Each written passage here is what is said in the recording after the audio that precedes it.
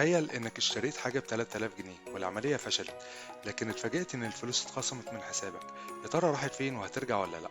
أنا محمد ودي دقيقة بنكية، في دقيقة واحدة هتعرف حقك. تعال أحكي لكم عن موقف بيحصل كل يوم.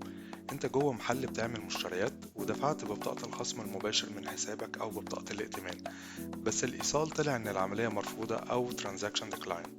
الموظف قالك العملية ما تمتش، لكن أول لما بصيت على موبايلك لقيت رسالة من البنك بتقولك إن العملية تمت بنجاح وإن المبلغ بالفعل اتخصم. في اللحظة دي ناس كتيرة بتفتكر إن الفلوس ضاعت، لكن في أغلب الحالات ده مش بيكون معناه إنك بالفعل خسرت الفلوس دي. أحيانا بيكون حصل حجز مؤقت للمبلغ أثناء محاولة الدفع، وبعد فشل العملية بيتم إلغاء الحجز تلقائيا خلال المدة المحددة حسب البنك أو شبكة الدفع.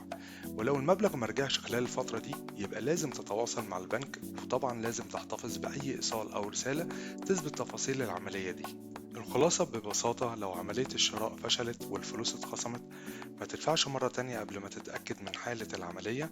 احتفظ بالإيصال أو رسالة العملية، تابع حسابك، ولو المبلغ مرجعش خلال المدة المعلنة من البنك لازم تتواصل مع خدمة العملاء وتقدم بلاغ أو نموذج اعتراض. أنا محمد ودي كانت دقيقة بنكية، اعرف حقك.